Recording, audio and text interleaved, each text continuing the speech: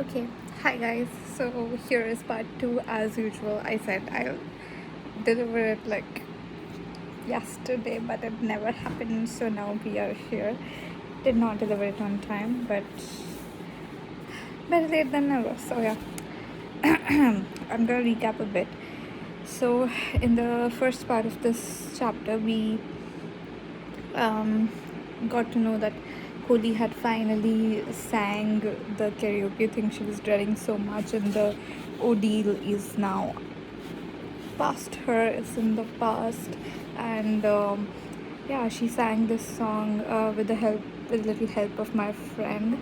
I finally went and searched her song. It's so great. I mean, Beatles, of course, it's meant to be great, but yeah, Ringo's voice and everything. The song is great. So now we are here when Holly is sitting with her family and friends, and like great choice of song by the way, and Declan is saying that everybody has their individual talents, and Holly is wondering something. Let's see what she's wondering. Holly wondered what hers were as she sat back down. It must be a wonderful feeling to win something, to know that you have a gift. Holly had never won anything in her life. She didn't do any sports, couldn't play an instrument. Now that she thought about it, she didn't have any hobbies or special interests. What would she put down on her CV when she eventually got around to applying for a job? I like to drink and shop. Wouldn't go down very well. She sipped her drink thoughtfully. Holly had lived her life being interested in Gary. In fact, everything she did revolved around him. In a way, being his wife was all she was good at. Being his partner was all she knew. Now, what did she have? No job, no husband, and she couldn't even sing in a karaoke competition properly, never mind win it. Sharon and John seemed engrossed in a heated discussion. Abby and Jack were gazing at each other with eyes like love struck teenagers. As usual, Kiara was intent on getting to know Daniel better, and Denise was actually, where was Denise? Holly looked around the club and spotted her sitting on the stage, swinging her legs and striking a very provocative pose for the karaoke host. Holly's parents had left hand in hand just after her name wasn't announced as a winner, which left Richard. Richard sat squashed beside Kiara and Daniel, looking around the room like a lost puppy and taking a sip from his drink every few seconds out of paranoia. Holly realized she must have looked like him, a complete loser. But at least this loser had a wife and 2 children to go home to, unlike Holly, who had a date with a microwave dinner. Holly moved over and sat on the high stool opposite Richard and struck up a conversation. You enjoying yourself? He looked up from his drink, startled that someone had spoken to him. Yes, thank you, I'm having fun, Holly. If that was him having fun, Holly dreaded to think what he looked like when he wasn't. I'm surprised you came, actually. I didn't think this would be your scene. Oh, you know, you have to support the family. He stirred his drink. So, where's Meredith tonight? Emily and Timothy, he said, as if that explained it all. You working out tomorrow? You working tomorrow? That changed the sentence a lot. Yes, he said, suddenly knocking back his drink. So I best be off. You were a great sport tonight, Holly. He looked around awkwardly at his family, deciding whether to interrupt them and say goodbye, but eventually deciding against it. He nodded to Holly and off he went, maneuvering his way through the dense crowd. Holly once again was alone. As much as she wanted to grab her bag and run home, she knew she should sit this one out. There would be plenty of times in the future when she would be alone like this, the only singleton in the company of couples, and she needed to adapt. She felt awful, though, and also hungry with the others, also angry with the others who didn't even notice her. Then she cursed herself for being so childish. She couldn't have asked for more supportive friends and family. Polly wondered whether this had been Jerry's attention. Did he think that the situation was what she needed? Did he think that this would help her? Perhaps he was right, because she was certainly being tested. It was right.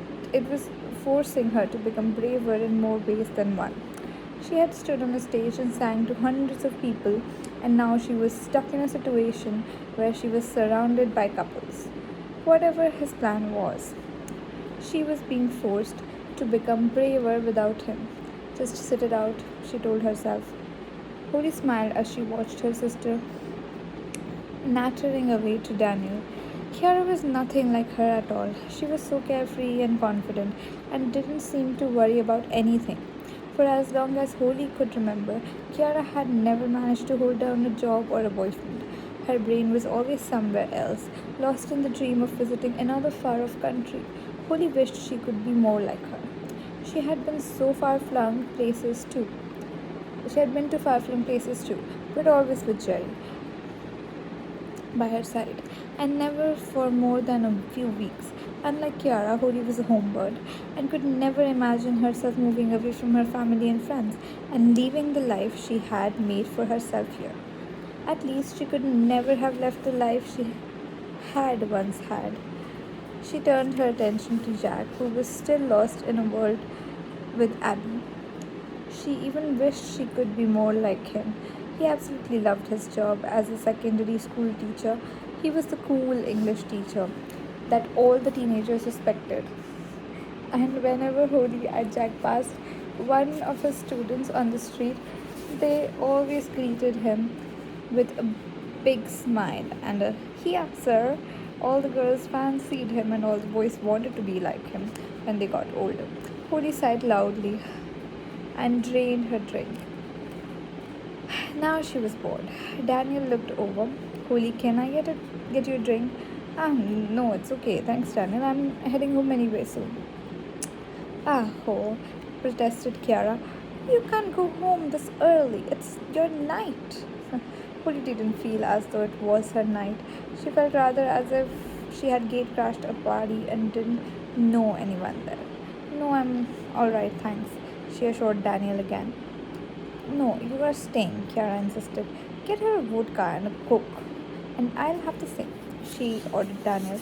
Kiara, Holly exclaimed, embarrassed at her sister's rudeness.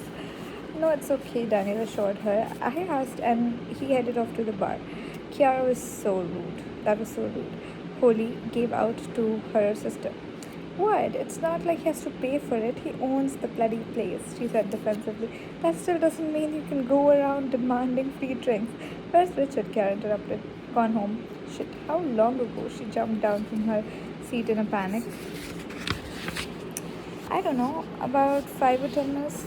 Why? He's supposed to be driving me home. She threw everyone's coats into a pile on the floor while she rooted around for her bag. Kiara, you'll never catch him now. He's gone far too long. No, I will. He's parked ages away and he'll have to drive back down this road to get home. I'll get him when he's passing.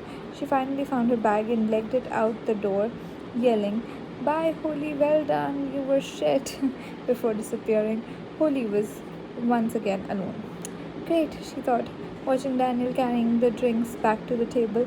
Now she was stuck talking to him all by herself. Where's Kiara gone? Daniel said, placing the drinks on the table and sitting down opposite Holly. Oh, she said to say she's really sorry, but she had to chase my brother for a lift. Holly bit her lip guiltily, knowing full well that Kiara hadn't even given Daniel a second thought as she raced out the door. Sorry for being so rude to you earlier as well. Then she started laughing. God, you must think we are the rudest family in the world. Kiara's a bit of a motor mouth. She doesn't mean what she says half the time. And you did? He smiled. At the time, yes, she laughed again. Hey, it's fine. Just means there's more drink for you, he said, sliding a shot glass across the table to her. That is me. Holly wrinkled up her nose up at the smell. Daniel looked away awkwardly and cleared his throat. I can't remember. Oh, come on. Holly laughed. You just ordered in. It's a woman's right to know what she's drinking, you know. Daniel looked at her with a smile on his face. It's called a BJ. You should have seen the barman's face when I asked for one. I don't think he knew it was a shot. Oh God, Holly laughed. What's Kiara doing drinking this? It smells awful. She said she found it easy to swallow. He started laughing again. Oh, I'm sorry, Daniel. She's really is ridiculous sometimes. Holly shook her head over her sister. Daniel stared past Holly's shoulder with amusement. Well, it looks like your friend is having a good night anyway. Holly turned and saw Denise and the DJ wrapped around each other beside the stage. Her proactive poses had obviously worked. Oh, no, not the horrible DJ who forced me to come out of the toilet, Holly groaned. That's Tom Connor from Dublin FM. Daniel laughed. He's a friend of mine. Holly covered her face in embarrassment. He's working here tonight because the karaoke went out live on the radio, he said seriously. What? Holly nearly had a heart attack for the 20th time that night, and his face broke out into a smile. Only joking. Just wanted to see the look on your face. Oh God, don't do that to me, Holly said, putting her hand on her heart. Having the people in here listening to me was bad enough. Never mind the entire city as well. She waited for her heart to stop pounding while Daniel stared at her with an amused look in his eye. If you don't mind me asking, if you hate it so much, why did you enter? He asked carefully. Oh, my hilarious husband thought it would be funny to enter his tone-deaf wife into a singing competition. Daniel laughed. You weren't that bad. Is your husband here? He asked. I don't want him thinking I'm trying to poison his wife with that awful concoction. He nodded towards the shot glass. Holly looked around the club and smiled. Yeah, he's definitely here. Somewhere. Oh, that was a really great, heartwarming chapter. I had read this book a long time ago and forgotten most of it. I really don't remember any of it actually, so it's like reading for the first time. It's a good chapter. Yeah, signing off. See ya.